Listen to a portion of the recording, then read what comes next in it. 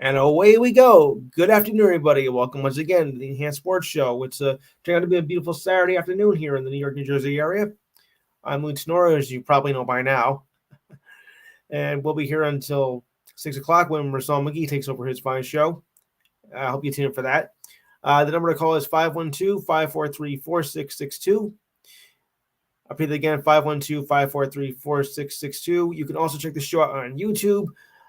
Just type in YouTube, go to YouTube and type in The Enhanced Sports Show, and you'll hear the show in its entirety.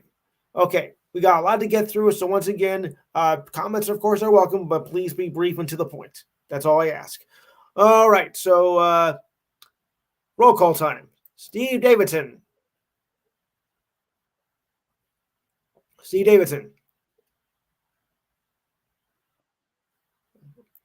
Steve Kent. Oh, it was Dana, probably. All right, Steve. Or Dana. Okay. Okay, Dana was on the second one. Okay, my fault. You got right. Okay, Dana was in the second spot. My fault. All right, Mikey, Diane, and our New York guy. Okay. All right, guys. So let's begin. Well, for what started out to be a dull Super Bowl with nothing happening through much of the first quarter except for a field goal, it certainly picked up in the second half. I mean, because I thought during the first part of the game was dull. A lot of mistakes are being made. Fumbles, interceptions. It just looked like like a mess. I know. First, the field was all rain and everything because they had storms in the area for the past couple of days, and maybe might have played a factor into it. But boy, in the second half, especially in the fourth quarter, they really picked up on the offense, and it turned out to be the kind of game I was expecting. More so. First of all, did everybody see the game on last Sunday?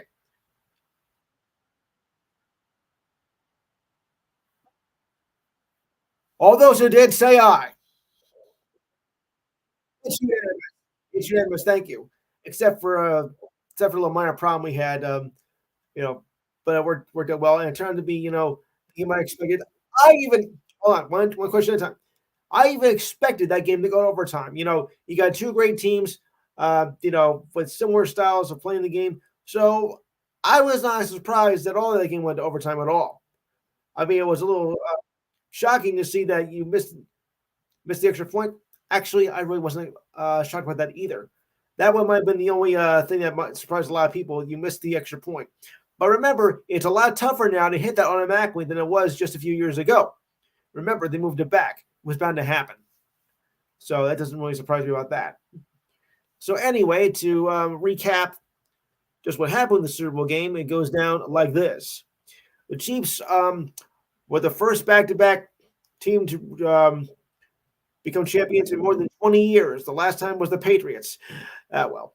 Thanks to a relentless defense and opportune plays by quarterback Patrick Mahomes, including a handful of gutsy overtime scrambles, the Chiefs won their third Super Bowl in the last 5 years, and it was the second overtime game in Super Bowl history, the seventh longest playoff game ever. Yeah, the seventh longest in playoff. I think this was the longest. Yeah, it was the longest Super Bowl game, seventh overall. Yes, just to be clear on that. I keep track of all the stats, folks. All right. So anyway, the Chiefs trailed by double digits.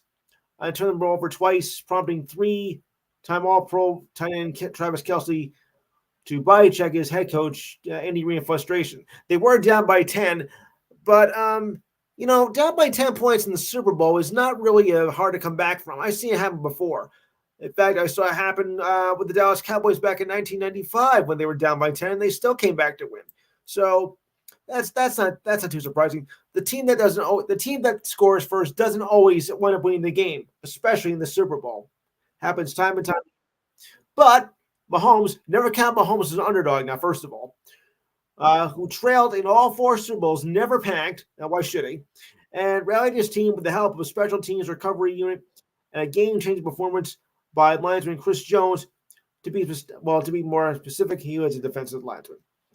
The 49ers had the ball with under 3 minutes to go in regulation, but with his signature Steve Spagnuolo blitz on third down in the fourth to force a field goal, Mahomes got the ball back with less than 2 minutes in regulation and promptly drove a Harrison Butler tying field goal to send the goal to only the second time in their history in 58 years.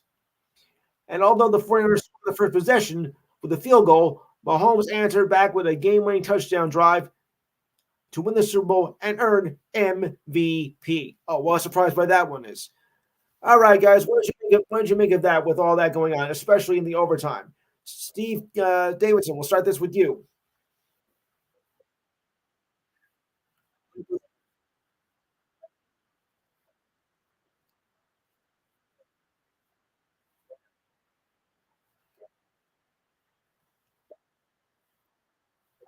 Well, Steve, you're forgetting one thing. In overtime, the playoffs is a little bit different. Each team gets the ball back once, regardless of scoring. Then it gives the other team a chance to do that. But the thing that surprised me is that the 49ers did not know the rules. I mean, it was explained during the toss of the coin that how the overtime rules work, and San Francisco still messed it up. No wonder you didn't win. How do you mess that up? It was explained to you during before the kickoff. Each team gets the ball once, regardless of possession. If the other team doesn't score after possession, then the defense has a chance to win. And from that point, it's sudden death. So it's a little bit tricky. Now, what happened was, there were a lot of teams griping about, oh, we didn't get the ball in the overtime. That's not fair, et cetera, et cetera. So they changed the rules, of course, first by the first team that scores a touchdown wins.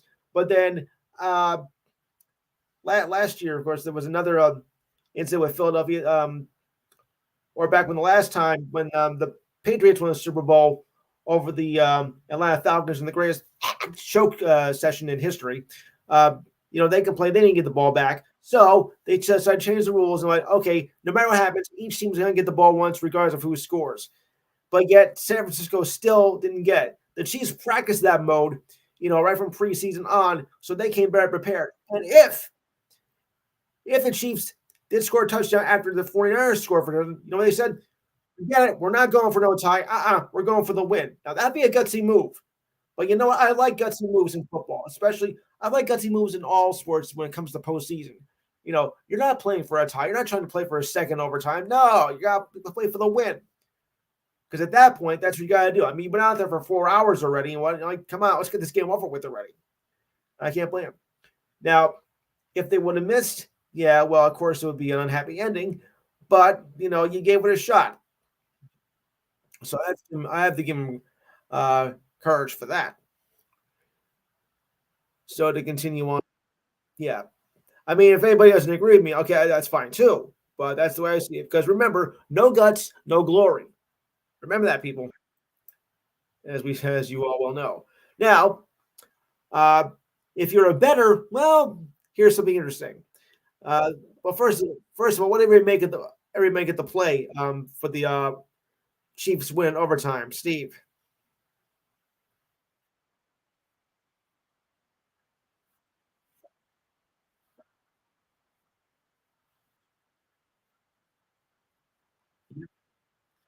All right, Dana.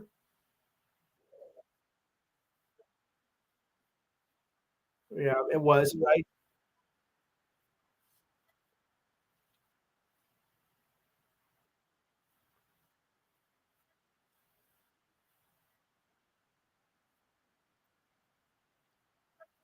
Yeah.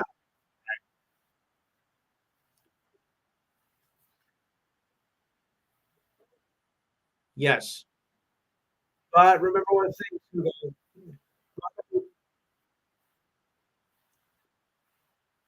but the way I see it, think with your head, not with your heart.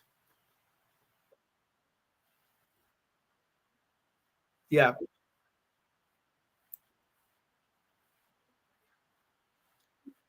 yeah.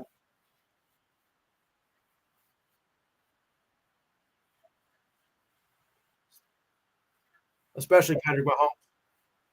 Yes. Okay, Mike.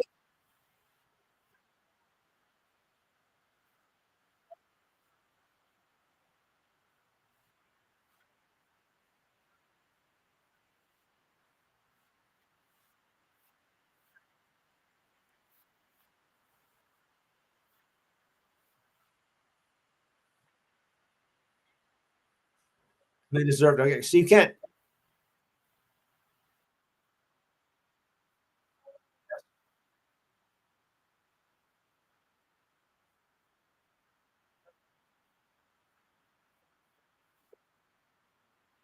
Oh, yeah. Oh, yes. That was a bad moment. Yes, that's right. Because it is yeah.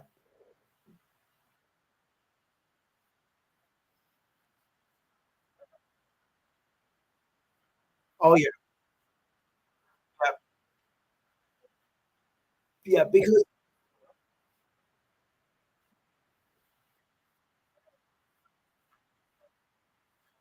yeah.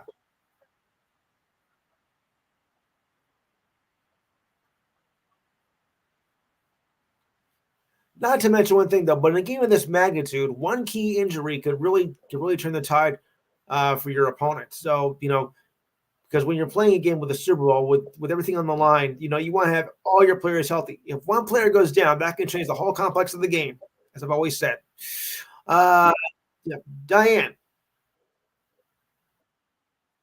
yeah, it was, and New York. I keep forgetting your names. I'm sorry, but your thoughts. Yes, you're on. Hello, New York. Hmm, one of those things. All right, so I'll move on. Now, if you're a better, here's what happened. First up, the underdog Kansas City Chiefs came from behind to beat the 49ers in overtime, and it was a big win for bettors as well. The Chiefs covered the 2-point spread, 2-point underdogs, with the consensus closing total of 46.5 points. Both were good results for the betting public, as was the overtime. The odds of the game going into overtime was 11 to 1 at ESPN Bet. Those are pretty good odds. And multiple sports books reported a lopsided action of the game going to overtime. Oh, what do you people know? Overtime was bad, said Craig Mucklow, vice president of trading at Caesars Sportsbook. It was our biggest loss of the prop bets. Yeah, you snooze, you lose. The betting public also scored big. 49ers running back Christian McCaffrey scoring a touchdown, but sportsbooks avoided a touchdown from Chiefs tight end Travis Kelce, which was a very popular bet this week as of last Saturday at Caesars. There were more bets placed on McCaffrey and Kelce to score a touchdown than there were on the 49ers point spread and the money combined. It was a bad Super Bowl for the sportsbook business, said Tristan Davis, the senior trader for MGM Bet. In release, many bettors had the Chiefs winning and over on the prop bets. Ah, yeah, you blew it. Ah, okay. The Chiefs won in overtime and did not have to kick the extra point. That would have pushed the game over the early numbers. Hmm. So if you were a better, you did great. But the sports books, oh boy, they lost a bundle. Yeah, all except for ESPN Bet. I think they're the smart ones here because they were like the ones that said that you know 11 to 1. Those are pretty good odds about going into overtime. And like I said before, I was not surprised this game was going to go to overtime, knowing how these teams stacked up. And we got the matchup that we wanted. I think most people did. I think most people agreed. 49ers and Chiefs in the Super Bowl. I was one of them. So this kind of went the way I thought, with the exception, of course, the first overtime, the first period being sloppy. Well, go figure. I mean, it was wet and whatnot. And I think there was a lot to cover. You know, yeah. So, Steve, your thoughts on the betting prospect?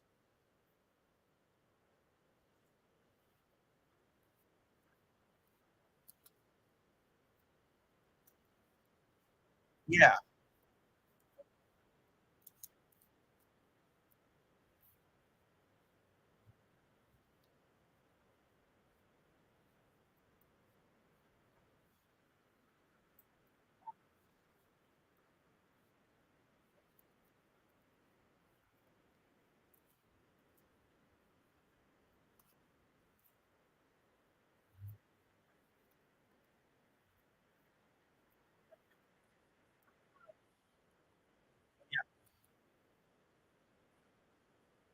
Yeah.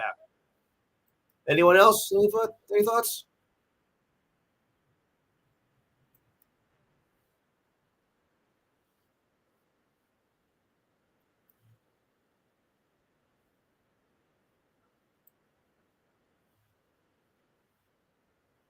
Right.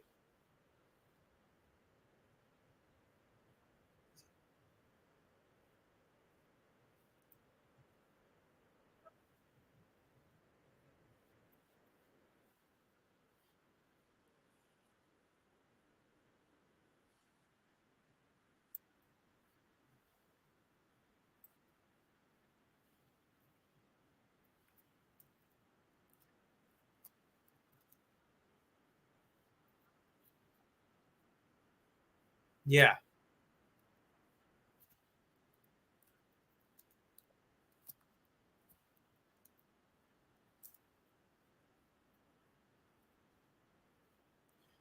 We'll get to that. We'll get to that in a little while. I mean, because that's a tragic moment.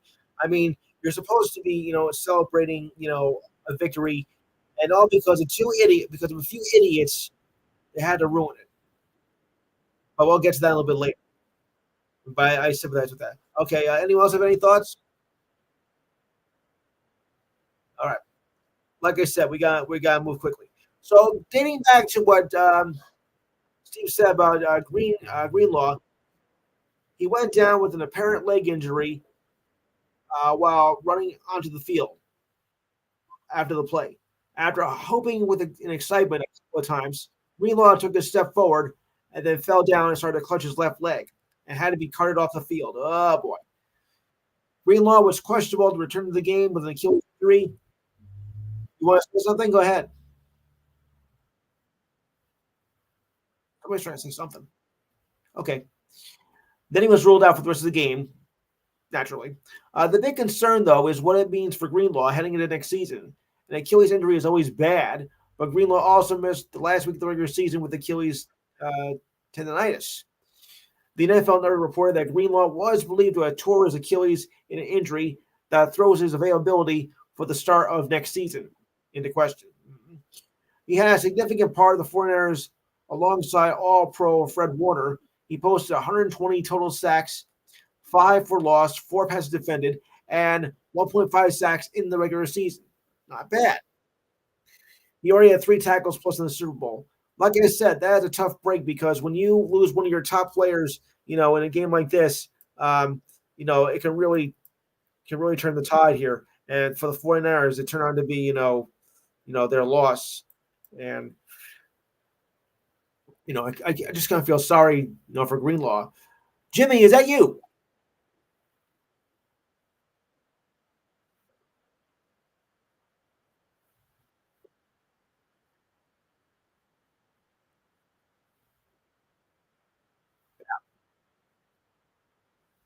Yeah. Right at the right at the 10-yard line too.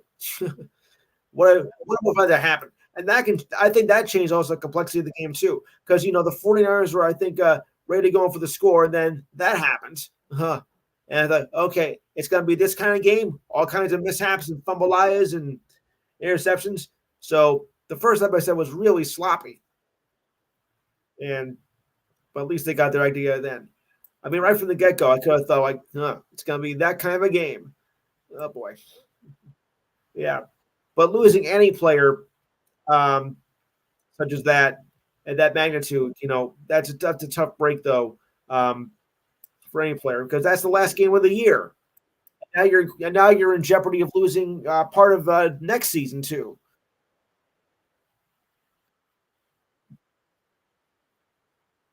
Go.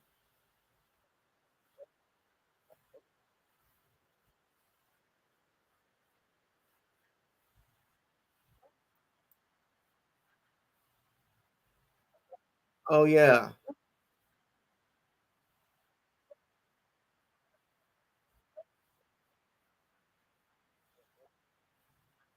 right. I heard this morning. Yes.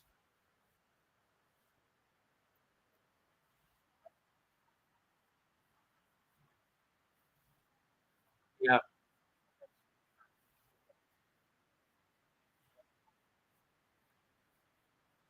Right.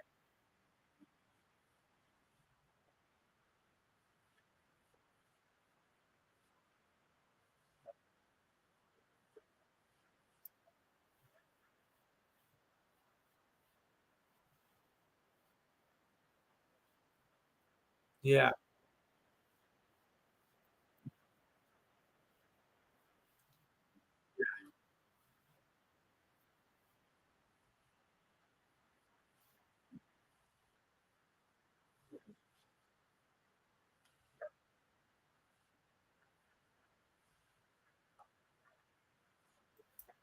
Yeah.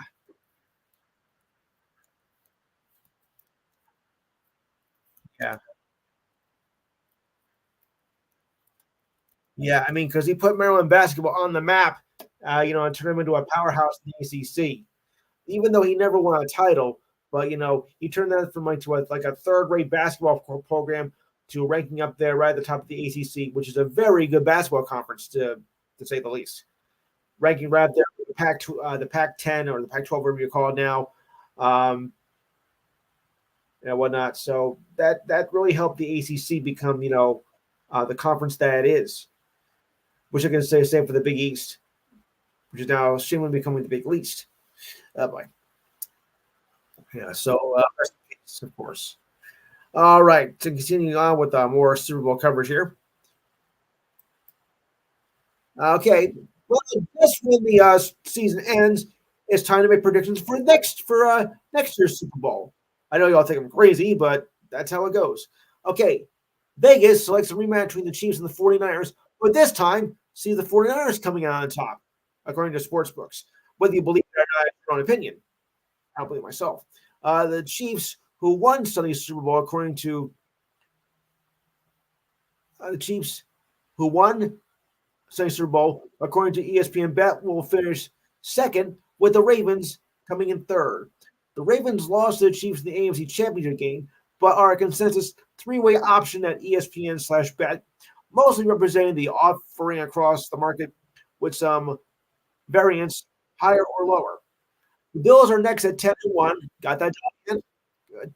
Uh, ESPN Bet, but after that, it gets a little bit murkier with, listen to this, guys, the Lions, the Cowboys, Bengals, Eagles, and Dolphins are all in the next group, but with varying prices and positions from book to book, depending on which one you follow. The Lions come in at 12-1, with the Chargers 25-1, and at the bottom of the heap, who else? Steve, you might want to sit down for this one. The Panthers at 250-1. These are all bets from ESPN Bet. Sorry to break the news to you about that, Steve. 250-1 for the Panthers. Sorry. Yeah, I know. Remember, guys, I don't make these predictions. It's all from the sports books and whatnot, from ESPN or uh, whoever you follow. I don't. I'm not so sure I buy into that though. I mean, because you know, forget a third run for the Chiefs because you know, three wins in this day and age with free agency, no, not going to happen. 49ers, they could have won if they didn't make those mistakes. So I'm thinking, yeah, this could be the year next year that the 49ers could do it. They won quite some time. The Lions, yeah, they made a strong effort. 12-1. I think maybe 12-1 might be a little bit high on that. I think maybe more like 20-1 odds that they would have a chance next year. They're good, but I think they're still like a year away from reaching Super Bowl, especially after they choked in the NFC Championship game. Ugh, that was just a nightmare. Blowing a big lead at that, which, like I told you, big leads don't mean anything in the first half. It's what you do in the second half that matters. If I do say so myself. Um, also, other factors. Yeah, the Panthers, nah, don't have a chance. Sorry to say that. Chargers 25-1. I think that's a little bit high too. I don't think they're there yet. I think they got to get more good defense out there. I don't think they can be here for another 5 years. So I'm not buying this at all. 25-1. That's too high. I would say more like about 40 or 50-1, to be honest with you. All right. Uh, guys, make your own thoughts on this one. Steve, your thoughts.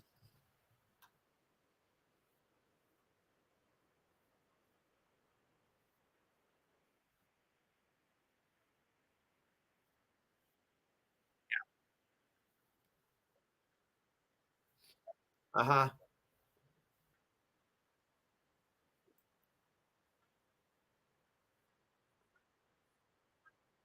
Yeah, yeah.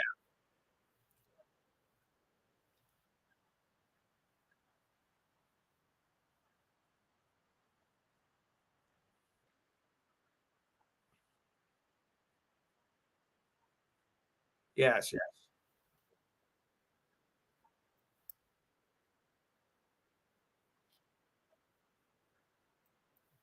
yes.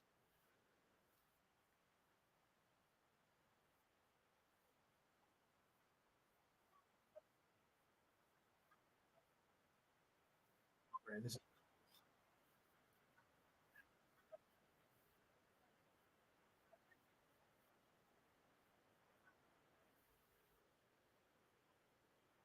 okay, okay, Steve Kent.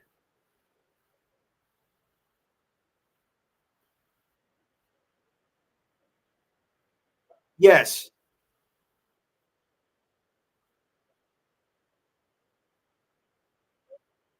3 in a row this day and age?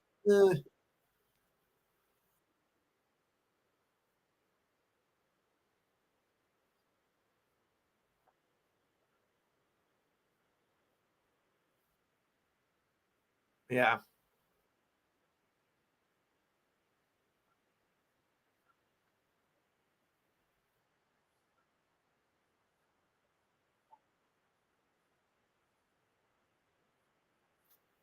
yeah.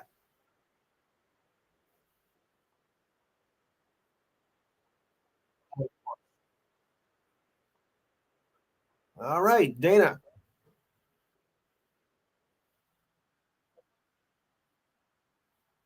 Thank you. Mm,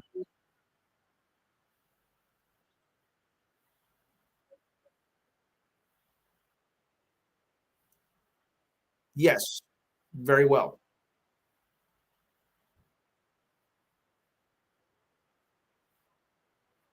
Well, no, in this day and age, it's kinda hard to do.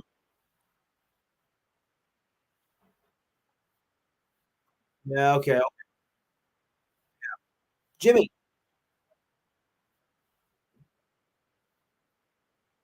Okay, Jimmy.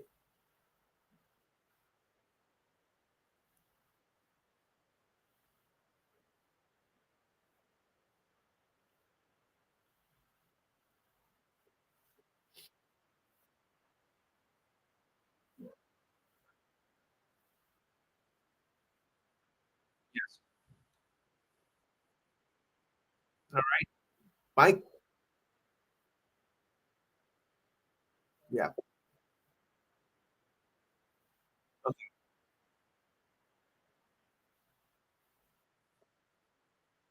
yes, right. Mike?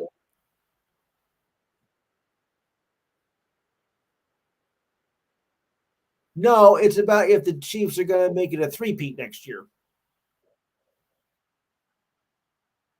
Really? Yeah, but three-peats in this day and age, that's kinda hard to come by. Diane? I know, I know. I like to see the Jets make at least once before I die. Okay. So anyway, on to the tragic story of the week, which actually I have two tragic stories of the week, but one is one was for later.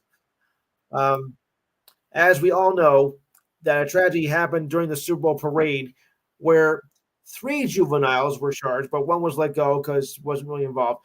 Two were charged. Um, Crimes were connected with a mass shooting at the Chiefs Super Bowl rally on Wednesday. As mass shooting, a news release said the juveniles were charged on Thursday and were being detained. Actually, I'm going to update that one because that's a little bit outdated. Yeah, it's a little bit outdated with that story. So I'm going to up on that one. So they're actually one was detained. Oh, that one must have went away. All right, let's try this one. Two, actually two. A mother was killed, and a 44-year-old disc jockey from a local radio station was killed, and there were 22 injured. Yeah, that was updated. Oh, I am updated. Okay. Three juveniles were detained, but one was released as was determined he was not involved in the shooting. Okay, so I guess a little bit of a mistake there. Police are looking for others who might have been involved and are calling for witnesses, victims, and people with cell phone video of the violence to call a dedicated hotline. Like I said, two people were now confirmed dead. One was, of course, was a disc jockey from a local radio station, and a mother. Both names not given. Both died in the shooting Wednesday. 22 people were injured, and two are still in critical condition, one in serious condition. But most of the children that were injured are out of the hospital and are expected to make a full recovery. Now, contrary to what you believe, oh, was this like a terrorist attack or whatever? No, this was caused by a few idiots in the group that had an argument that led to the shooting. How stupid can you people be? I mean, really. There's a crowd of about 1 million people there enjoying a celebration all over, and you people who brought in your guns, first of all, what you shouldn't do, and what was with the security that day, I have no idea. You have a penny argument that really had nothing to do with anything, and yet you went up and shot 22 people. I mean, seriously, what is wrong with these psycho crazed fans that go to a public display and start shooting for whatever reason? Welcome aboard, Matt. Go ahead, New York.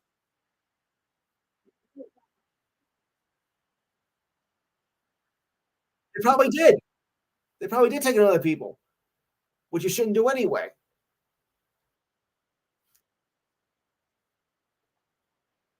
Right. Well, they just got probably from the crossfire.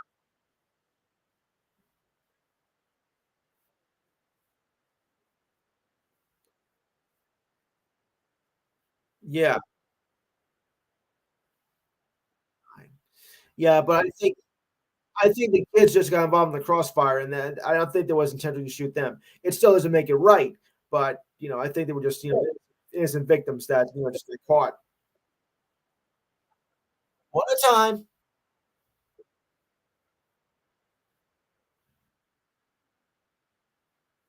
Yeah,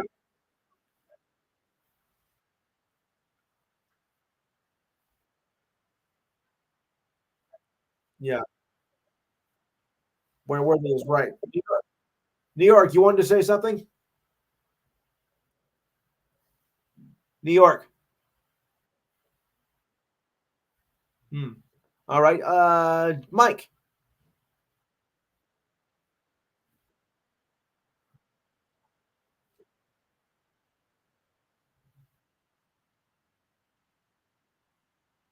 Yeah, we know that, but there's just no excuse for that. You know, if you're gonna cause just stay home. I mean, we don't need to have any tries with it. It's supposed to be a joyous celebration, and you wrecked it.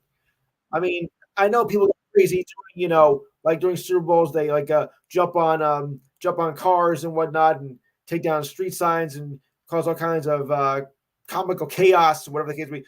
Okay, I'm not a big fan of that either, but as far in comparison to shooting somebody, I mean,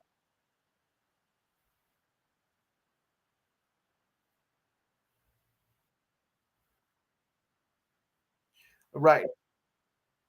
Yeah, yes.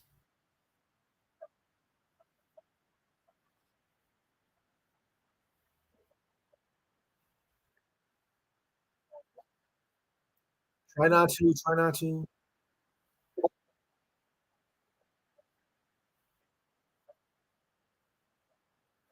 Yes, that's do that.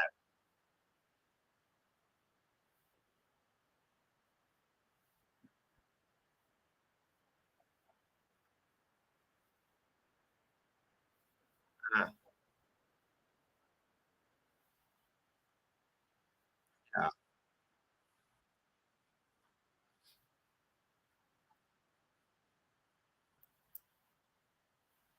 Sand-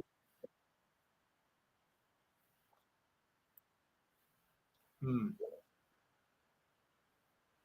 Of course, no. All right. So moving on. So as I was saying, the 49ers, the NFL played its first overtime rules under the new system, yet the 49ers just didn't get it. Even though this rule was placed during the 2022 playoff season, some of the 49ers players were thinking was still 2021. Like it's 2021. Never mind. All right. After losing to the Chiefs, several 49ers players told Lindsey Jones of The Ringer that they did not know these rules were designed for the playoffs. Huh. Now you figure that out? Okay. Several 49ers players said they were not aware of the new overtime rules that were placed in for since last season. Okay. They were not aware of the players in the regular season, and strategy and discussions on how to handle the overtime period did not occur. As a defensive lineman, Arik Armstead said in the he learned the new rules when it was shown on the Jumbotron on TV during a timeout and after regulation ended. Fullback Kyle Jusic said he assumed he's asked to received or when they won the toss because this is what you think you do in regular season. And a touchdown wins the game. I guess that's not the case, he said. Moving on. Kyle Shanahan knew the strategy, though, the Chiefs head coach, and but not filtered it down to all the players. The Chiefs, on the other hand, have been practicing Super overtime drills since the start of training camp, and spent a lot of time the last few weeks discussing the strategy. Obviously, the Chiefs' overtime plan worked, and not by accident either. Chief safety Justin Reed told the Ringer that the Chiefs discussed the new overtime rules since training camp, and defense lineman Chris Jones told me that the players were prepared in case the game went to overtime, or as I say, in case of such an emergency. We talked about this for 2 weeks, said Jones. How we're going to give the ball to our opponent if they score a touchdown. We would go for two at the end of the game. I like that. I like the gutsy call there. Because in this stage, you got to go for the win. Given that the 49ers do not know the new rules, the last 5 or 10 minutes of the game could have been widely different. If the 49ers scored a touchdown on their first possession, they would have likely there would likely been several 49 players would celebrate on the sideline and thinking the game was over and forgot that the Chiefs still had a chance to score. Oops.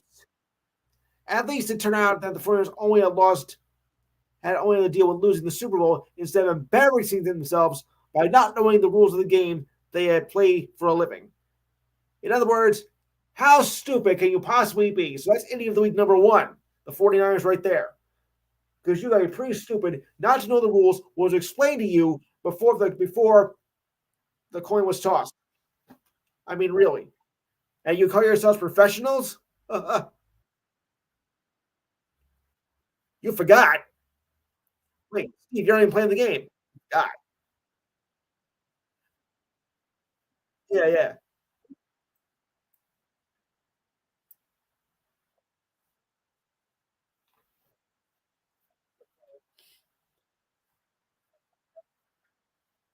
Right, right. They're supposed to know.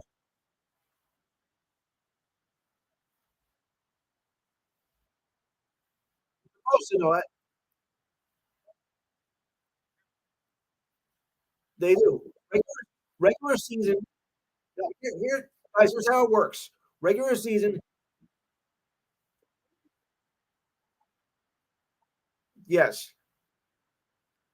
Now, I don't think it was right to fire your defensive coordinator after the game. I mean, you took him to the Super Bowl for crying out loud, and just because you lost, you got to fire the guy after 1 year? Come on, that's not right. You fired just like that. Oh, we lost. You're fired. You lost the Super Bowl for us. You're fired. No, it's not right.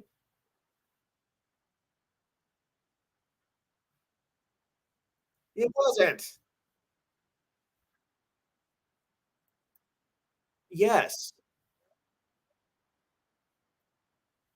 Yeah, they probably did, but like Steve said, oh, oops, I forgot. Yeah, but like Steve said, I forgot. Sorry. Right, right. The biggest move of the year, and you goofed.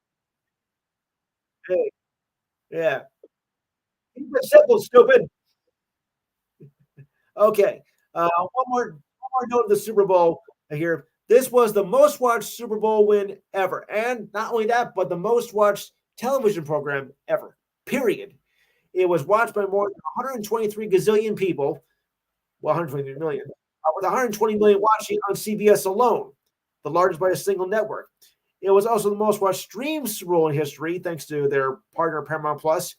And more than 200 million people overall watched at least part of the Super Bowl on CBS, Nickelodeon, that's the cable outlet, the Spanish channel counterpart Univision, I Calampa, and Paramount.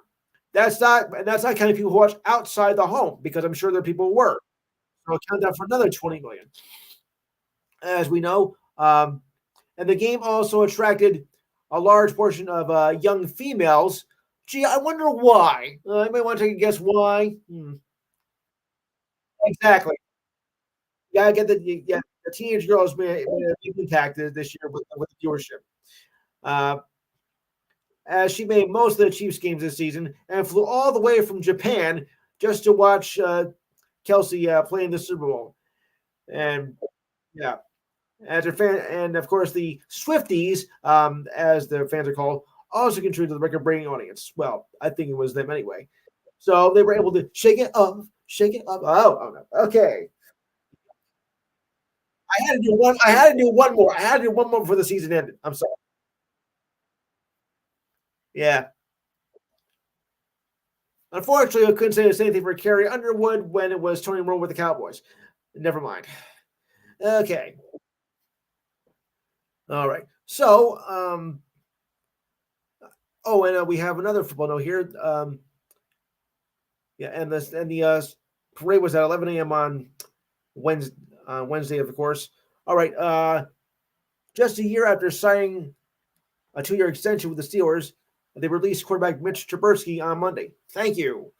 The Steelers, who had released longtime defenseman Okafor to Maka Okafor and punter Presley Harvin on the same day. The move saves the Steelers $13 million cap space with Trubisky gone, and late season hero Mason Rudolph, the Red Nose quarterback, due to free agency next month.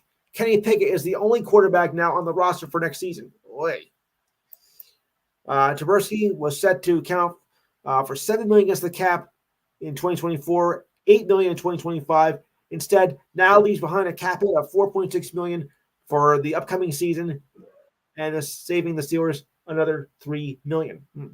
The organization signed the Chicago Bears 2017 number 2 pick overall the first day of 2022 free agency before drafting Pickett 20th overall a few months later. After the quarterback competition through training camp, Trubisky started the first 4 games in 2022 before being replaced by Pickett at halftime against the Jets in an effort to give their struggling offense a spark. Playing in relief and injured Pickett, Trubisky played 3 more games that ended up being 2-1 in those outings. Not bad. Believing Trubisky could be valuable as a backup mentor to Pickett, the Steelers signed to a 3-year deal in May of 2023 with a total of $19.3 million. Okay. But Trubisky failed as a backup this season and was benched for Rudolph after throwing 3 interceptions to 3 touchdowns in a 3-game stretch. As Pickett recovered from an ankle injury and other surgeries, as Rudolph gave the offense a spark, Trubisky dressed as a backup quarterback for 2 games and was inactive for Week 18 against the Ravens and the wild card loss to the Bills. Trubisky played in 12 games for the Steelers and started in 7 of them. Okafor had 1 year left on his $29.5 million deal. Just call it $30 million, will you? And his release saves the Steelers another $9 million in cap space. He appeared in 77 games, starting 59 of them, after being selected in the 3rd round of the 2018 draft. However, Okafor was benched for 1 game, was benched for a 1st-round pick, Roderick Jones, after Week 7, and only played in a handful of snaps the rest of the year. Harvin was very consistent during his first 3 years with the Steelers, and despite being out longtime punter Jordan Berry as a rookie. Harvin finished with a net average of 39.4 yards per punt and overall average of 43.7 yards. He was selected in the seventh round of the 2021 draft. Well, I never liked really diversity anyway, so I say good riddance. Anybody else agree with me? Yeah, I thought he was a dud.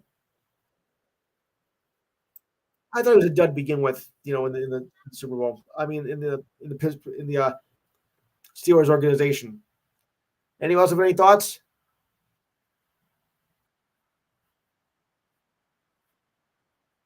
No. Yeah. Anyone else? Right. All right, Steve, your WWE UFC report.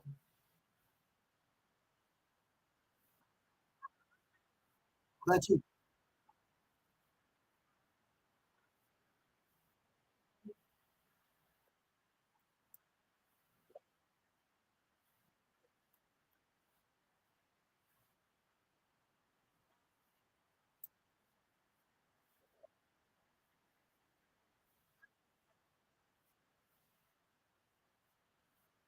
All right.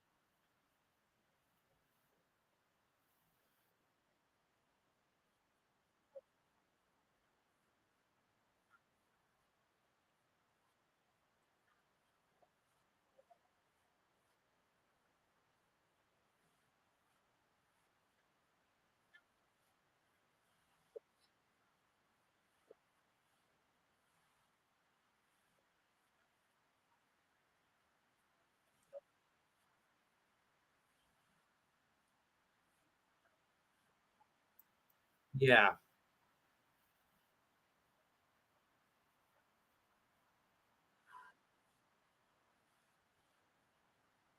Yes. Yeah. That's true. That's true.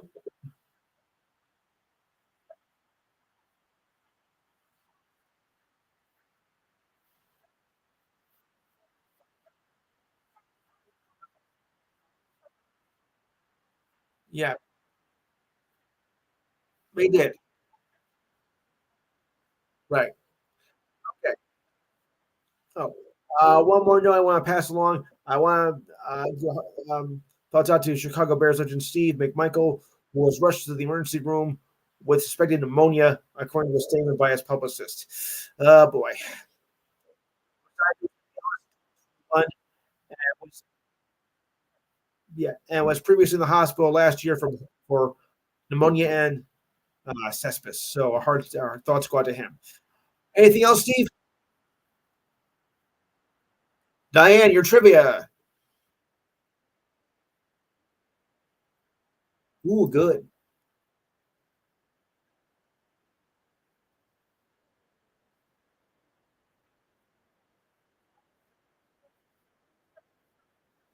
Oh, gee, I wonder who that could be.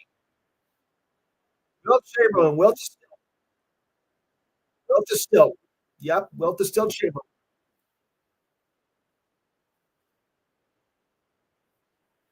Elgin Mara was one of the best rebounders of the game. Never won a title, though. Never won a title. Hmm.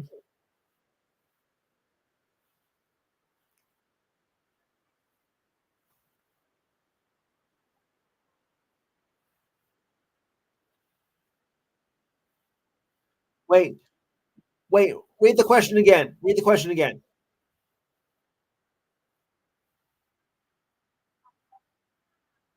Okay.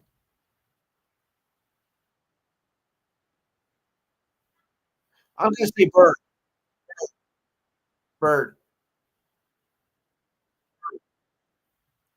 Larry Bird. That Ford guy? Uh, I forget. No, no. Remember, guys, the 3-point shot didn't count until 1979, so it could not have been Bill Russell. Correct. Yes. Okay. Anything else, Doc? Oh, yeah. Okay. Anything else, Doc? Okay, good.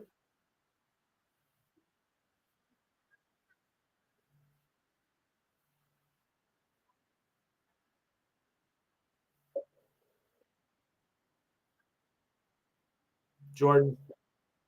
Jordan.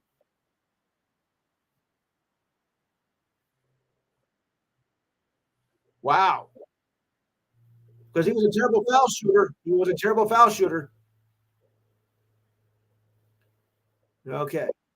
All right. So, all right. Now that NFL football is over, we're going to turn our attention to baseball now because, as some of you know, spring training began this past week. So, we're going to run down through the divisions and see what you think is going to be the tops this year in baseball.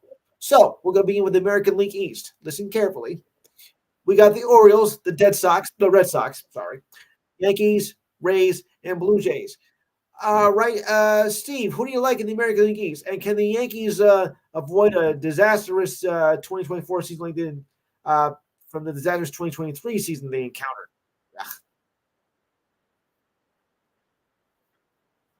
Yeah, yeah, yeah. All right, Mike, your thoughts from the 2023 season, and can the Yankees avoid that happening in 2024? I hope. I hope. As a manager, okay, but who do you like in the 2024 season in the American League East? Why did I thought of that? Diane, Yeesh. Jimmy,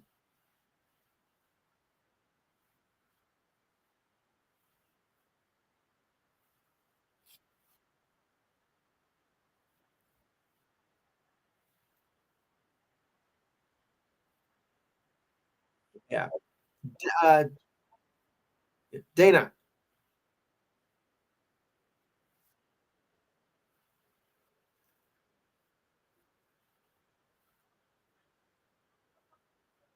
uh,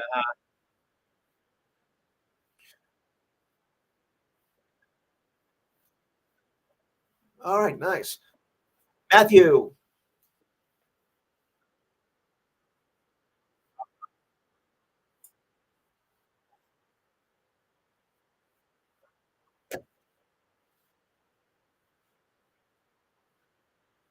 okay, I'll give you a half credit on that one. Okay, I'll give you a half credit. Diane, oh, that's right, you said the Blue Jays. Okay, okay, I guess I'm the one left. I'm going with the Yankees here. I thought the rebound from 2023, which was not one of their best seasons at all. Yuck. All right, so over to the next division. Okay, the American League Central, the White Sox, the Guardians, the Tigers, the Royals, and the Twins. All right, Steve, who do you like in this division? Mike, Diane, Dana, Jimmy, Matt.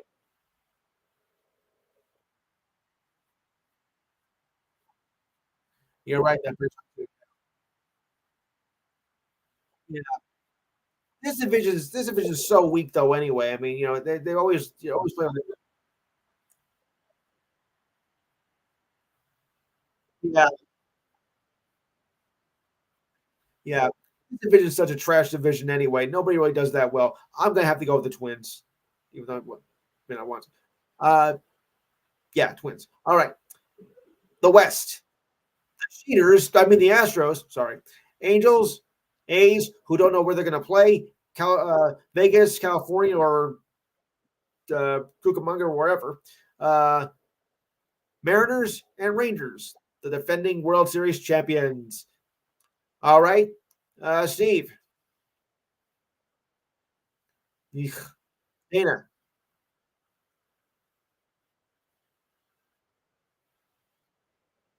Mike, oh boy. Diane. Say it again. Seattle. All right, Jimmy,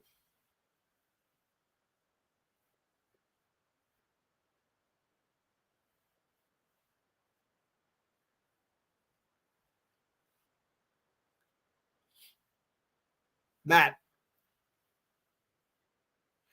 I'm going Texas Ranger myself. Yeah. All right. To the National League. Okay. The Braves, the Fish, the Mets, the Phillies, and the Nationals. All right, Steve, say it anyway. Thank you. Dana,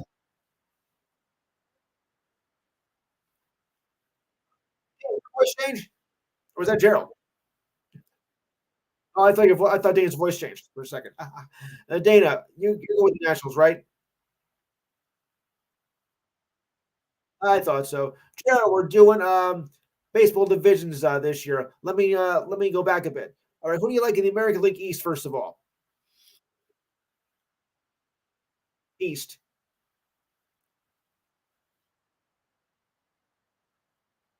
Orioles, Dead Sox, Yankees, Rays, and Blue Jays. Red Sox, sorry.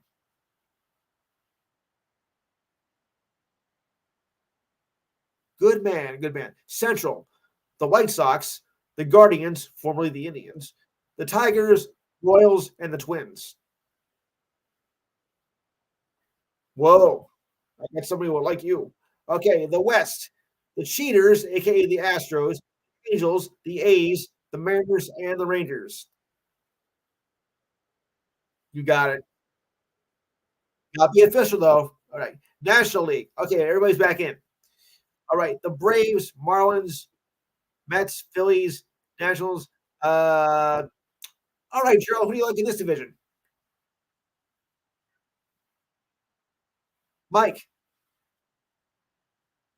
of course. Diane. Ugh. Matt,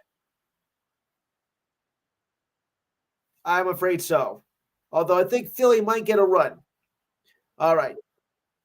The Central, the Cubs, the Reds, the Brewers, the Pirates, Cardinals. Another joke of a division right there. Yuck. All right, Steve, what do you got in this one? Okay, you saw red. Dana, Cubs, Reds, Brewers, Pirates, Cardinals.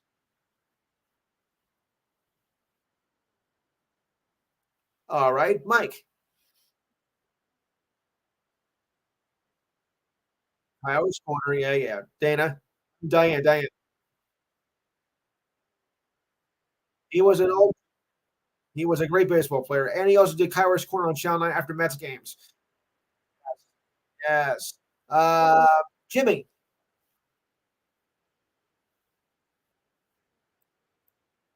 Oh, all right. Matt.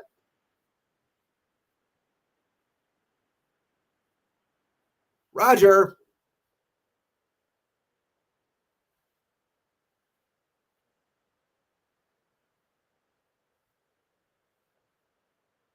Okay.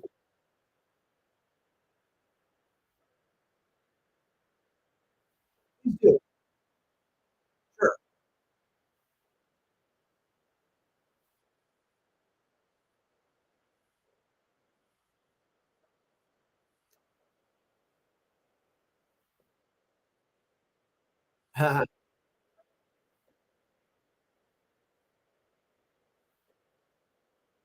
Okay.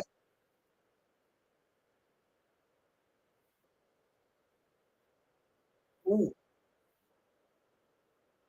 All right. Alex, did you get all that?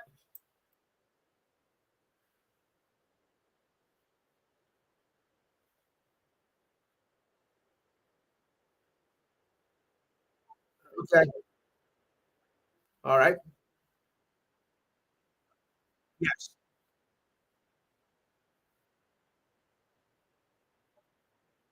I'm gonna go with yeah. I'm gonna go with yeah. Keep it brief though. All right, keep it brief though.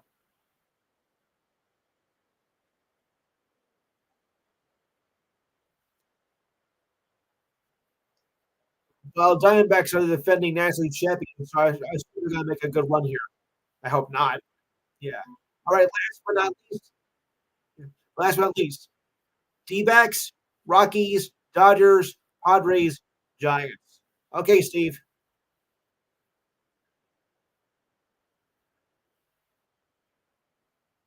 What do you got, Steve? Well, Diamondbacks, Rockies, Dodgers, Padres, Giants. All right, Dana.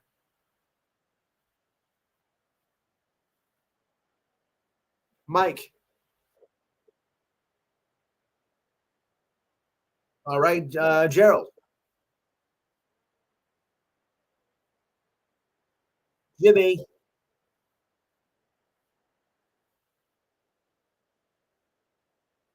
Uh, Matt. Okay, Roger. Alex. Dodgers it is. Dodgers it is. But remember, guys, who's the only team that can beat the Dodgers? The Dodgers themselves. I know. I figured you would. All right. Oh, yes, yes. Go ahead.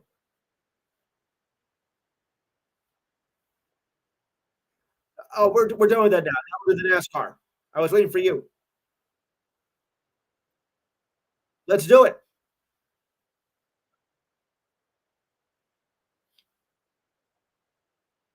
Yes.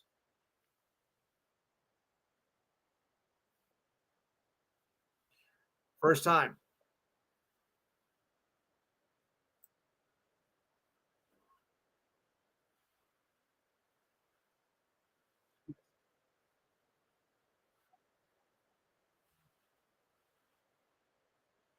Yeah,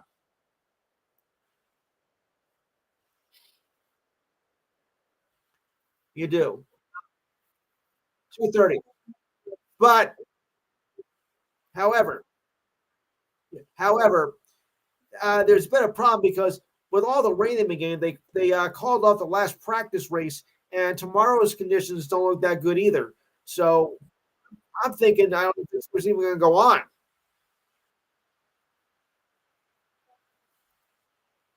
Yes.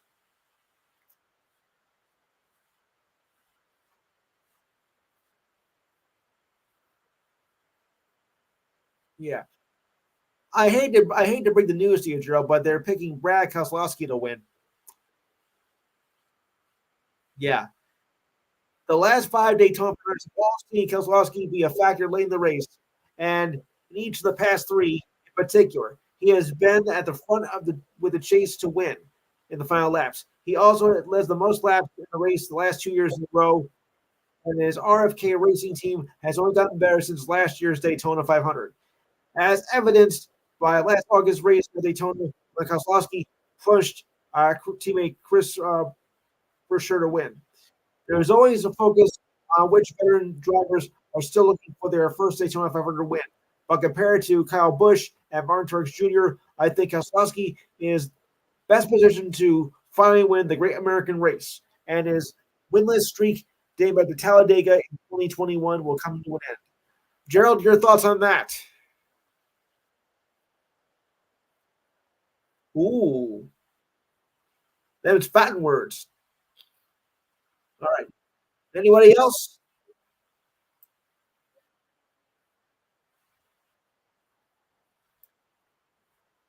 Yes,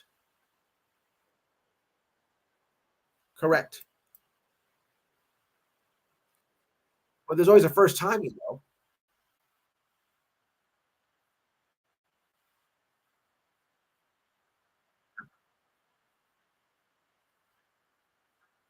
Right. Yes.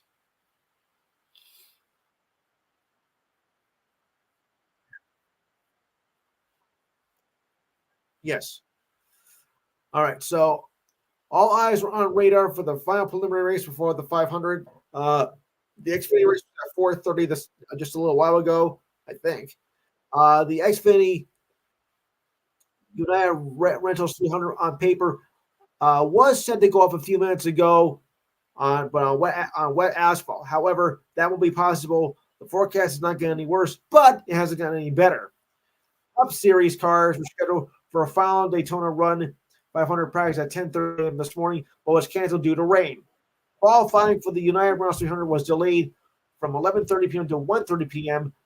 but now it's gone to 4:30 p.m. for a 5 p.m. green flag start. Whether that has taken off or not by now remains to be seen. But it's going to be a big mess. Yeah,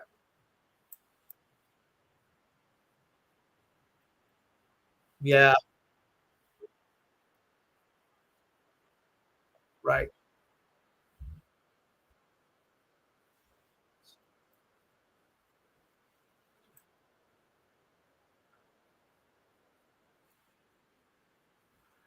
At this point, I wouldn't be surprised. So yeah, yeah, yes,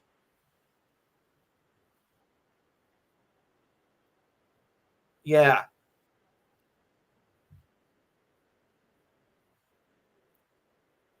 right, yeah, yes,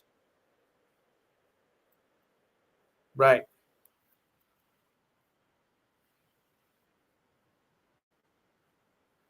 I think the shins are pretty high to be honest with you.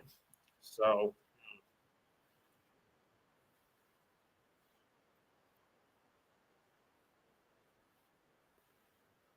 well, for the yes, time trial for the time trial, the race tomorrow is I think 2:30 actually. Yeah.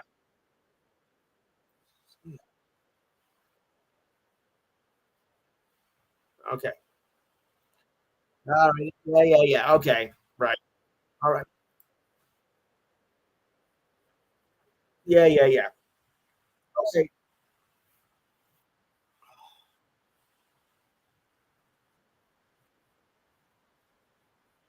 Yeah. Right. That you need. Yes. Yes. It's curtains for you. Yeah, it's Titans for you. All right. So anyway, right, okay, we got to move along. Move along, Gerald. Sorry. All right. So the All-Star game was tomorrow. The Eastern Conference versus the Western Conference.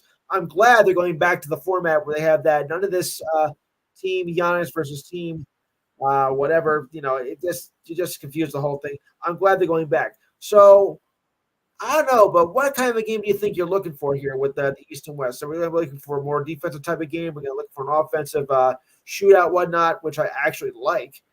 Um, and what's your thoughts of All Star games in general? I, I don't care. It doesn't matter just with this one. All Star games in general. I mean, are they worth it? Are they not worth it, or whatnot? Because a lot of people complain, "Oh, it's just for show. Nobody cares. Not playing for anything. Why even bother?" Et cetera, et cetera. So, Steve, your thoughts on tomorrow's All Star game?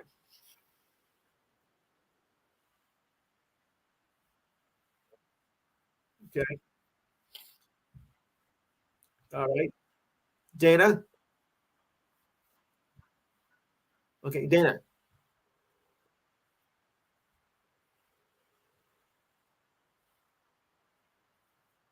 Yeah. Okay, I like that. But like what I said, what are your thoughts of All Star games in general? Anybody can answer this one. Okay. Yeah. Well, the Pacific, they started last night anyway. No. Yeah.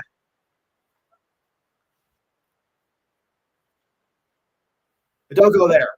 Don't go there, please.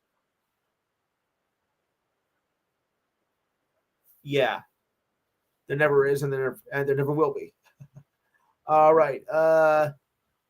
Matt, your thoughts on the All Star game tomorrow, if you have any?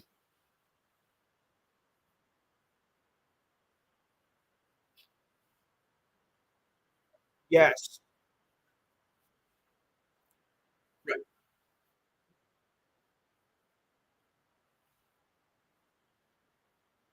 Yeah, yeah. Jimmy, I missed it. Jimmy, Your thoughts?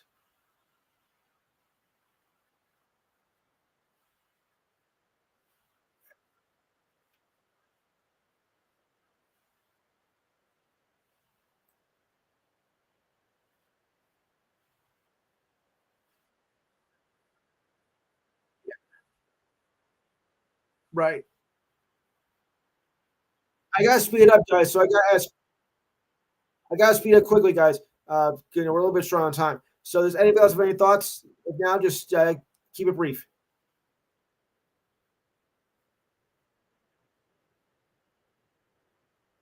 Okay. Anybody else? Anybody else?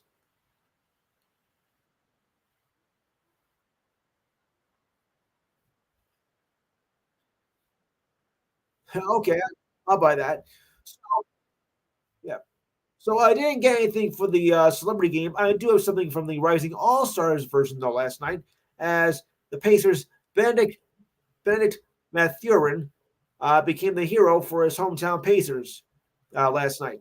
He scored 18 points and had the game-winning shot in the semifinal appearance against Team Tamika before helping a well-balanced effort against Team Depth left in the final. What a step of strength.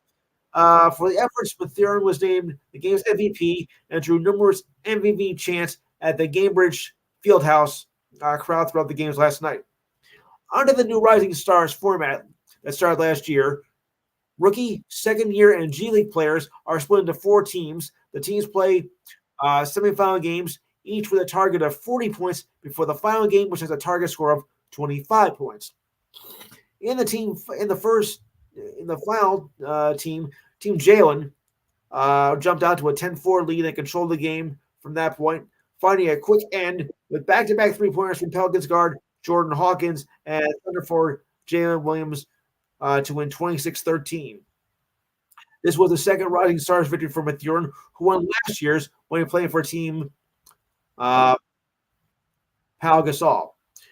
As for Victor Wembanyama and Team Pal or Pal, could not overcome Def left in the semifinals despite scoring 11 points, 7 rebounds, and 2 blocks from the Spurs rookie.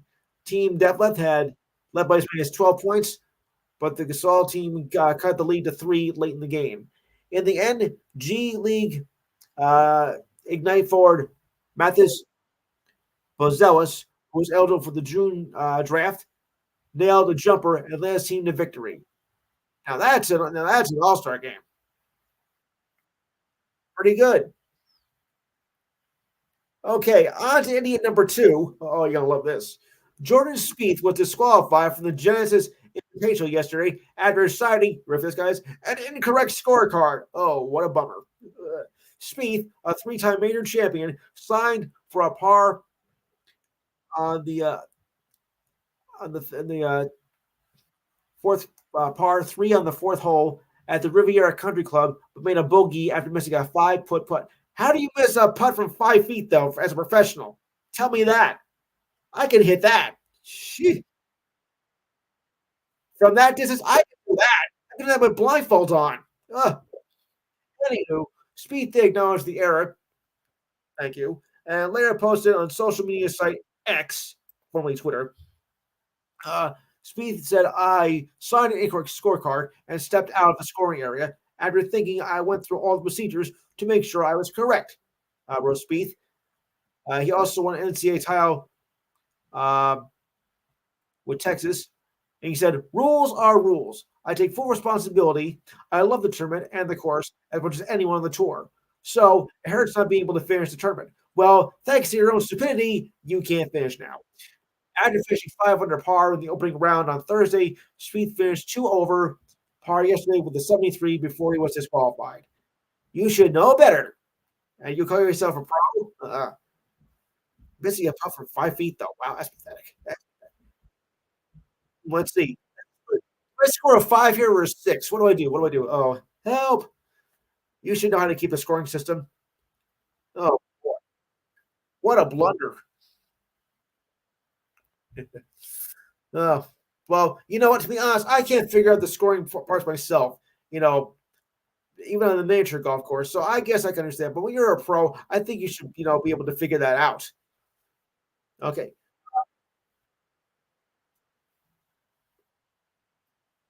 Yeah, yeah. Okay, part 2 of the story. Tiger Woods left the golf course yesterday after the second round after supposedly becoming ill, and sorry for that. This was his first tournament since the Masters that he competed in.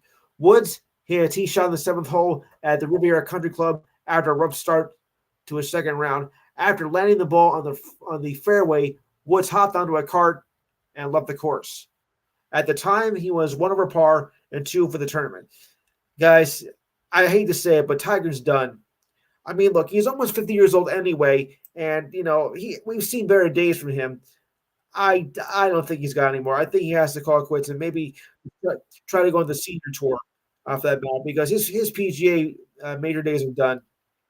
You know, he hasn't. He's really not been the same since the car crash that almost wrecked his life, and ever since then, his game's been really off. So and now he's just coming with illness and whatnot after excuses. I mean, at the U.S. Open back in 2022, he was having aches and pains, even though the course had horrible conditions. But this is not the same Tiger that we knew back in the 90s and early 2000s. So I think the Tiger has stopped his roar, to be honest with you. So, did I say that? Anybody agree with me?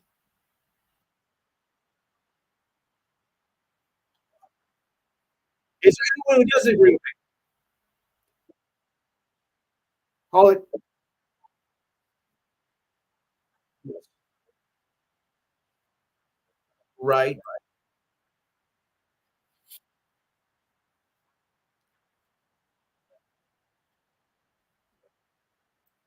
Correct.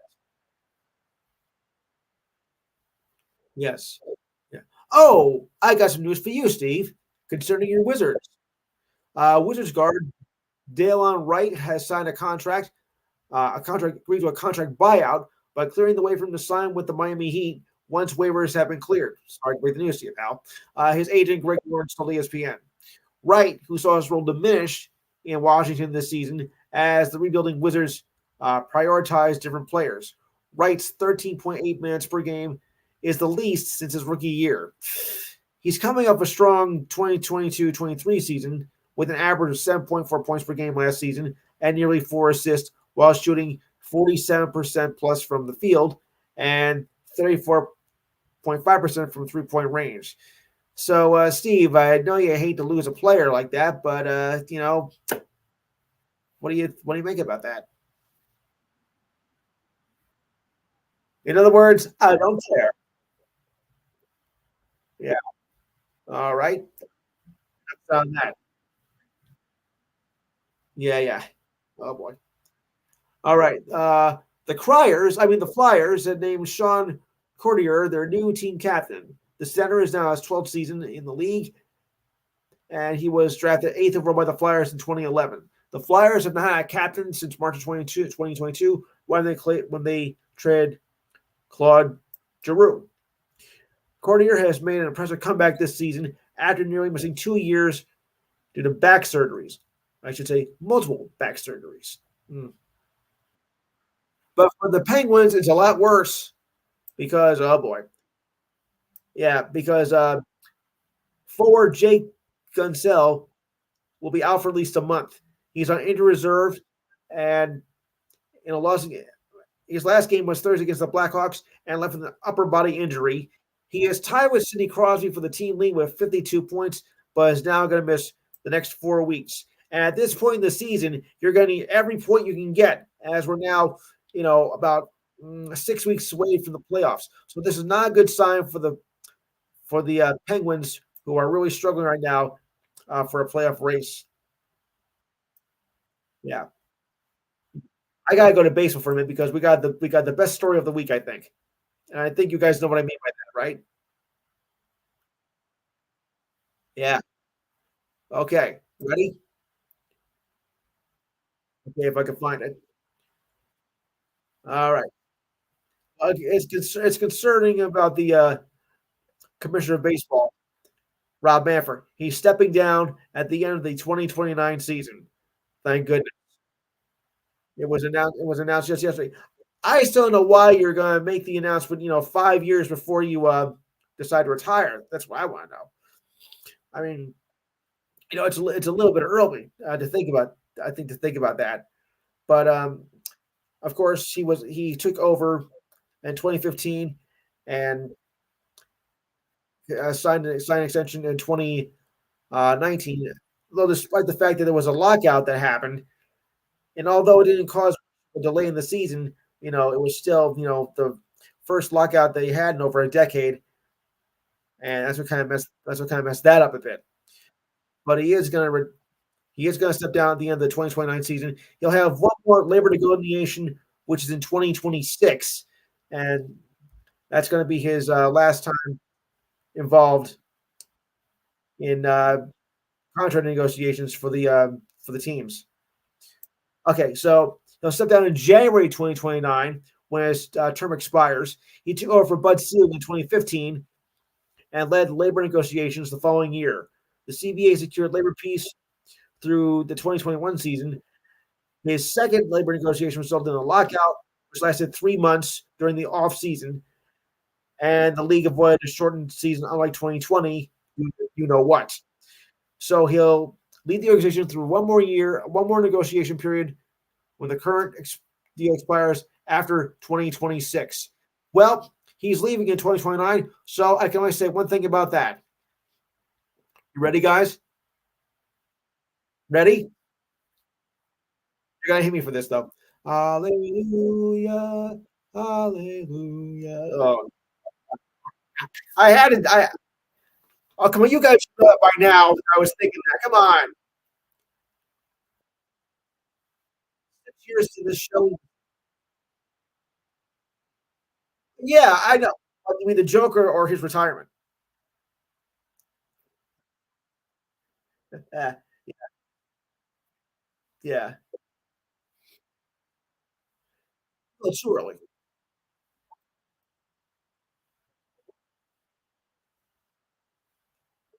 Yes, of course. But still, I mean, 5 years away. I mean, it's still a long time when you think about it. Yeah. You want to know yeah, you want to know the scariest part of all? Yeah, but you want to know the scary part, Dana? By that time happens, I'll be 59 years old. Yeah, yeah. Okay, enough said on that one. Yeah, well, some of you guys already know that. All right. After a winter of trade rumors had given the spring training for White Sox ace Dylan Cease, who reported to camp this week with the intention of starting the season with his current team. That's just part of the game. He said, I can't control it and I won't get paranoid over it. And you shouldn't. It seemed like it was going to be traded, but here we are, Cease said Thursday. That's why I try to get caught up until it happens.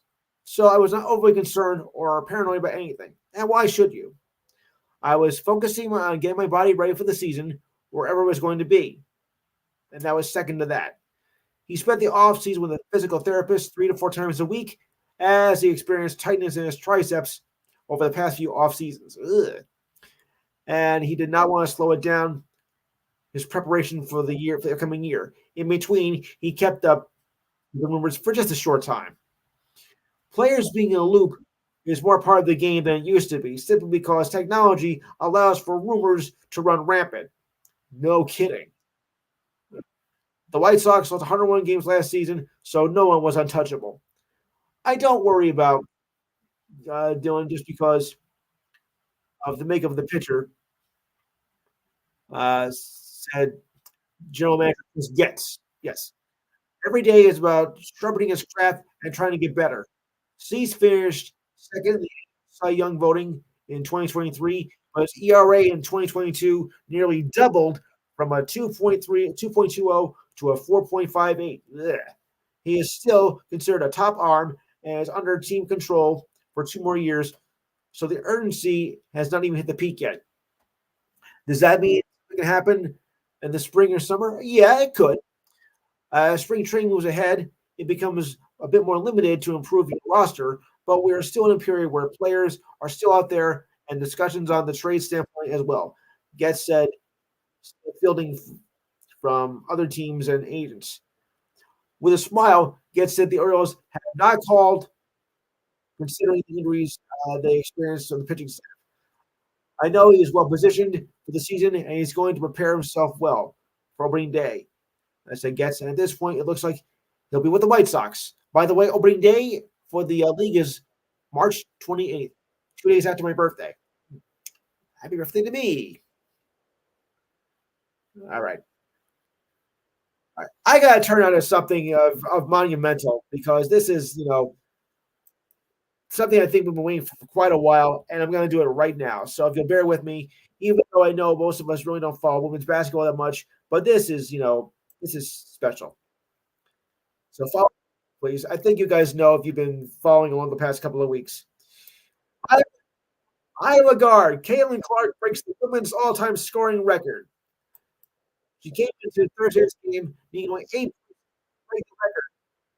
Yeah.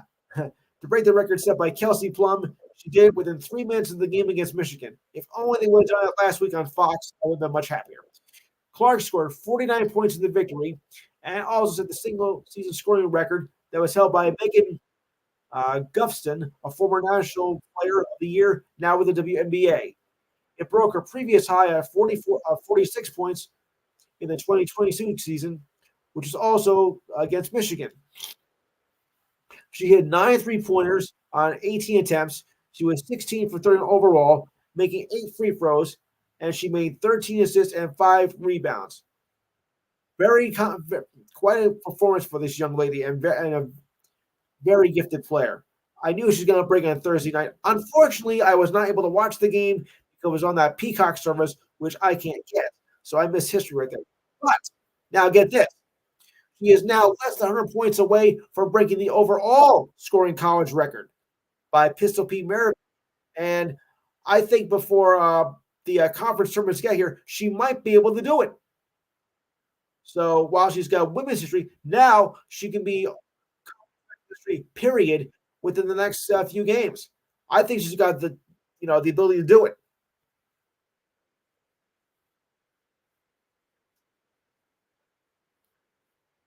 Yes.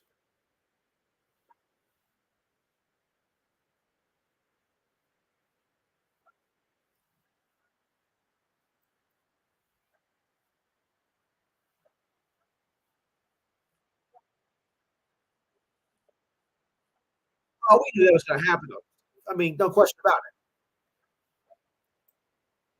Yeah,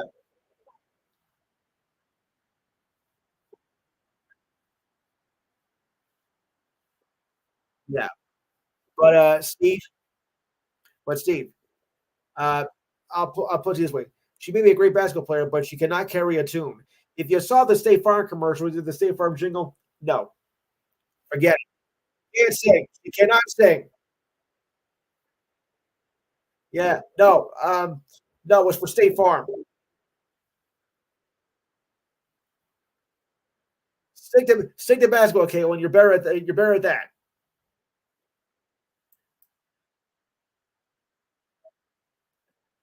Yeah.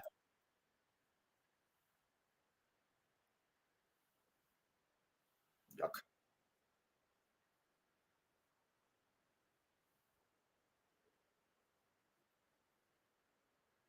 Huh.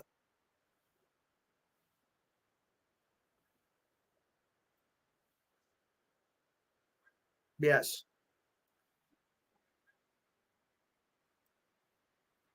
Oh.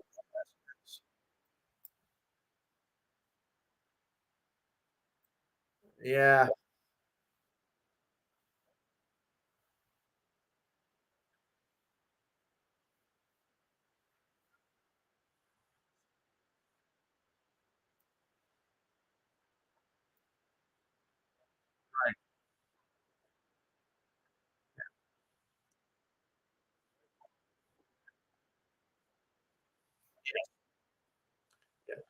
Oh, I have a milestone moment here that I want to pass along.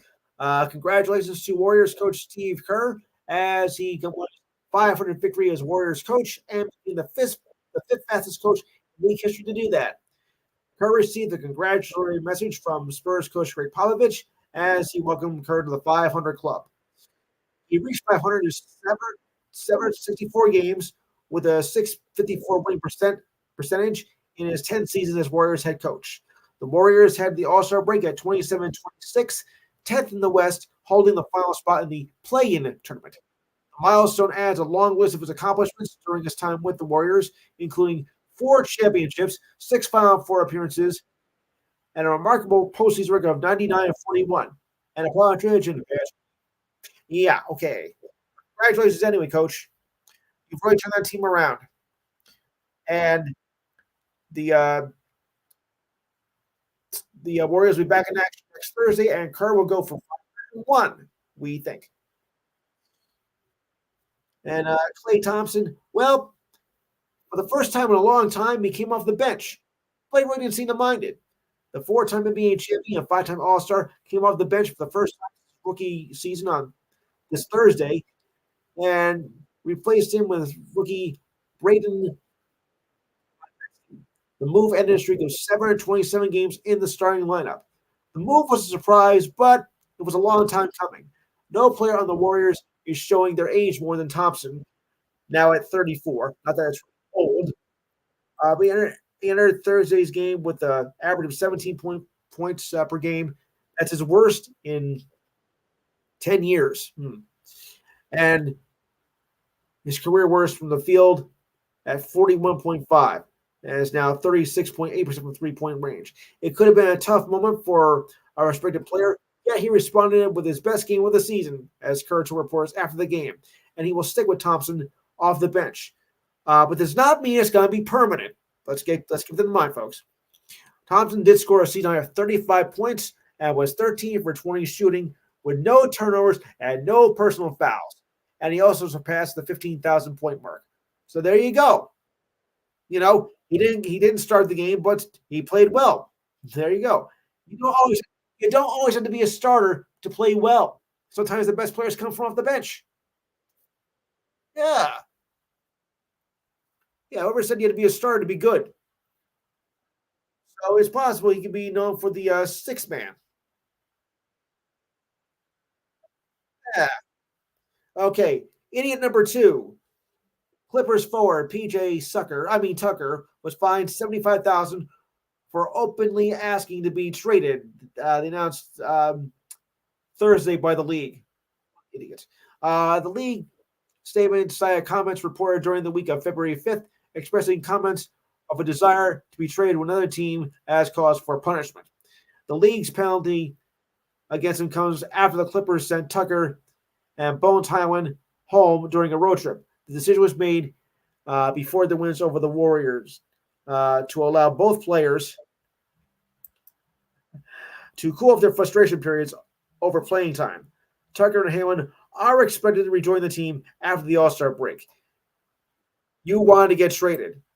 You had to openly ask that. How dumb can you be? Okay. Idiot number 3. Devin Booker picked up 2 technical fouls in the first quarter, earning an automatic ejection over Wednesday's win over the Pistons. Booker received his first technical foul for arguing with officials over a foul called against him.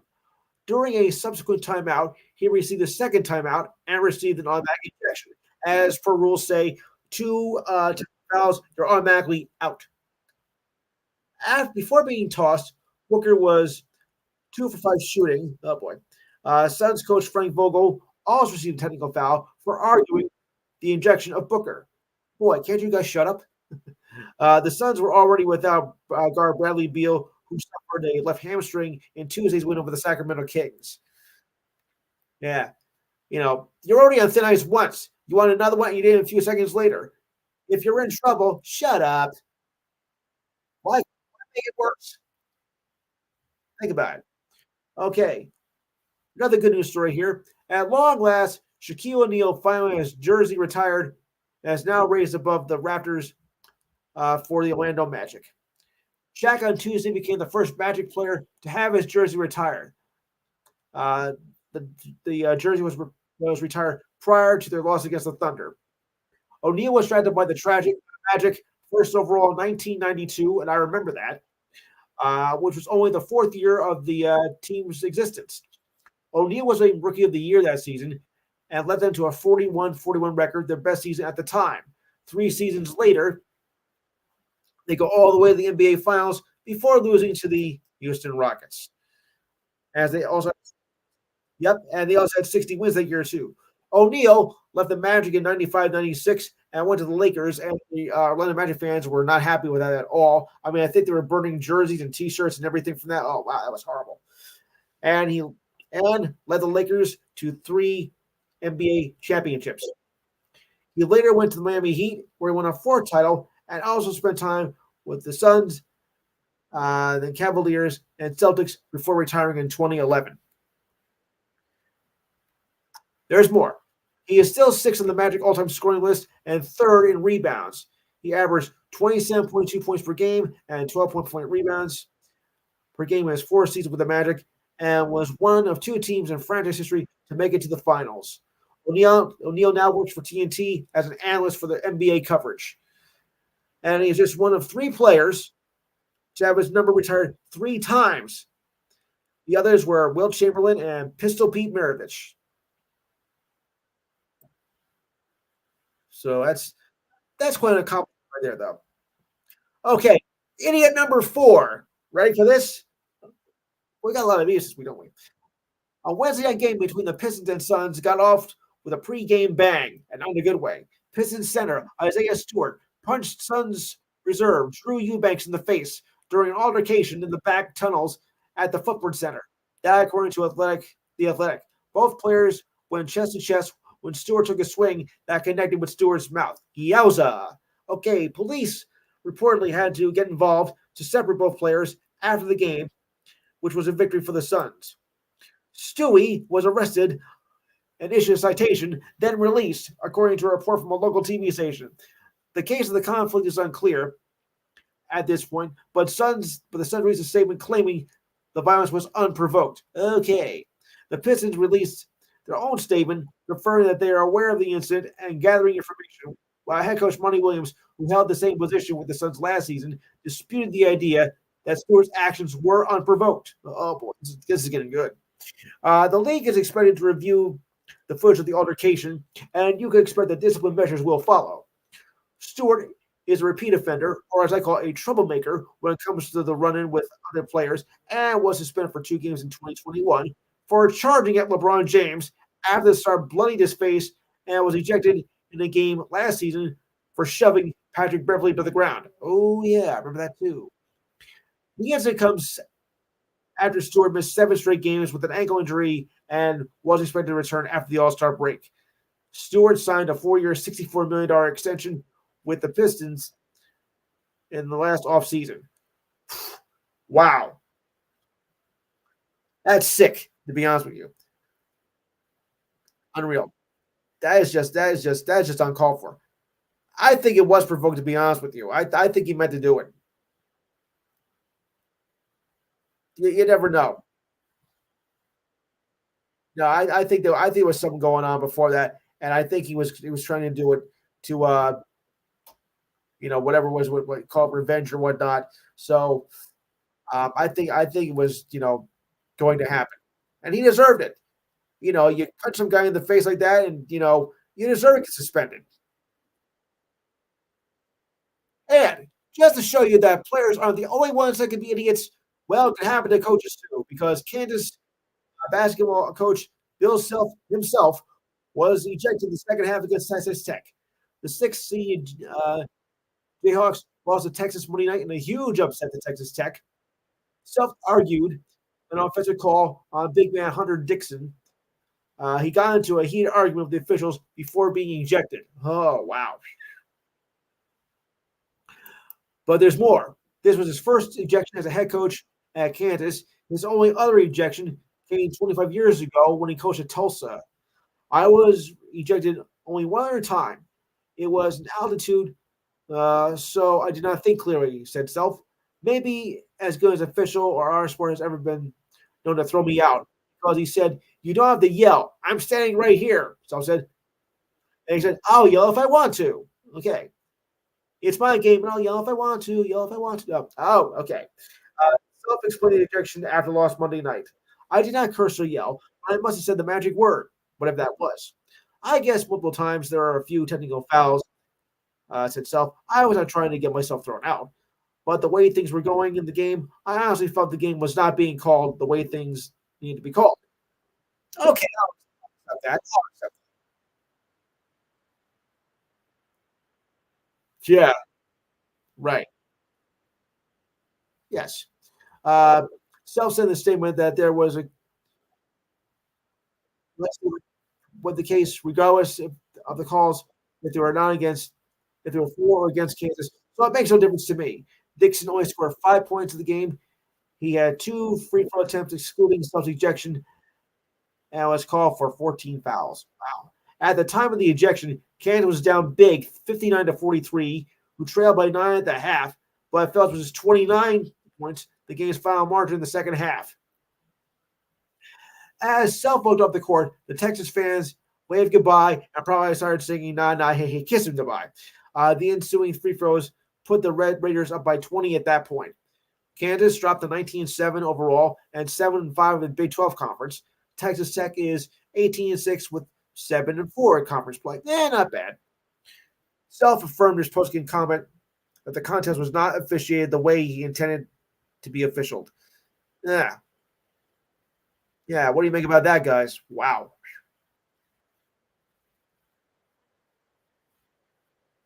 Yeah.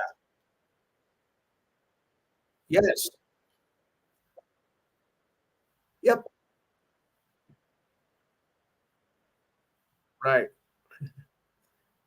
Go figure that one out, though. Yeah, you are. But I'll go. I'll go there. Billy Martin. Billy Martin's the king of it all. Yeah.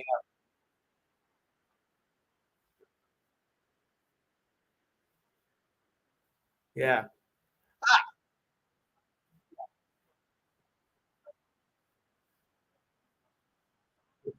Hey, Steve. Steve, I got something for you. Steve, I got something for you. Uh, Alex Ovechkin broke one of Wayne Gretzky's records. Listen to this. Ovechkin set a new record with his 57th empty net goal of his career, breaking a tie with the great one in a 3-0 win over the Bruins last week, which was 7 left in the game. He now has 834 goals in his career, 60 away from Gretzky. Likely not going to pass him this season, but maybe next season. No other player besides Gretzky has more than 40 empty net goals in their career. Gretzky scored 56 in 1,487 games. Ovechkin had faster in 1,394 games. He also was the all-time leader in power play goals at 304, and with 26 goals in overtime. So, Steve, hey, he's catching up.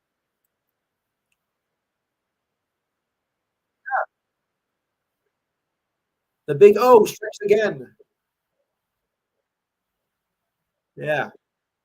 All right. One last story here, and this one is a sad story. It was a very tragic accident that came up in Kenya as marathon world record holder Kevin Kelvin was perished in a car accident in his name of Kenya last Sunday morning. The World Athletic Association confirmed the news. His coach also passed away in the car crash. A third person was in serious condition, as told by the Standard newspaper in Kenya. Kipton came out of the marathon scene just 13 months ago at a time of 2:03:51 in his debut at the Valencia Marathon. He did better in the London Marathon at 2 hours, 1 minute and 25 seconds, and broke the world record at the Chicago Marathon at 2 hours and 35 minutes, 2 hours and 35 seconds. His promise can be summed up with the fact that he ran three major marathons and that all three of them were the top seven fastest in the world. As a former marathon runner, I sympathize with this, and it's a very sad story to hear. And he was scheduled to, and he was due to maybe compete in the Olympics this summer in Paris. Wow, what a shame! You hate to see something done like that. Yeah, yes, I've done it myself. Oh wow, Oh, yeah. Let me tell you something. It's not easy. Yeah. All right. Just do some quick this week in history moments. Uh, 1941, Joe Louis KO's Gus Lorenzo in the second round at the Convention Center in Philadelphia to retain his heavyweight boxing championship. 1943, Joe DiMaggio enlists in the U.S. Army. Joe DiMaggio. 1951, Gordie Howe scores his 100th goal as an assist as the Ravens beat the Canadians of Montreal, Quebec. Hurry, hurry.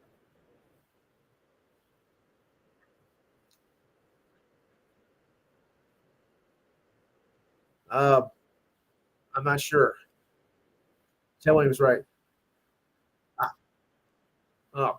1974, 16th Daytona 500. Roger Petty is the first driver to win back-to-back titles at Daytona. His fifth Great American Race win. Wow. How about that, Gerald? Where'd he go? Yeah. Oh, go. You're still there. 1980. Baker wins ahead of Bobby Allison and Neil Bonnet. Oh, yeah. I think I remember that. All right. After taking the pole at the then record speed of 2.15, 114 miles per hour, Bill Elliott dominates the race, leading 136 of 200 laps in the 1985 Daytona 500. 1987, Donnie Baseball wins highest salary arbitration at 19.75 million per year, or is that 1.97, something like that? Wow. Yep. 1989, former baseball player and actor Leo DeRocher injured in a car. 1993, 1991, Morgan McCure, Motorsports, um, coached to win after Challengers crash in the final laps of the Daytona 500. Wow. 1995, Sparky Anderson takes unpaid leave due to the baseball strike. Okay. Yeah. All right. And in 2008, at the All Star game, LA East beats West 134-128. LeBron James MVP. At that time, he was part of the Cleveland Cavaliers.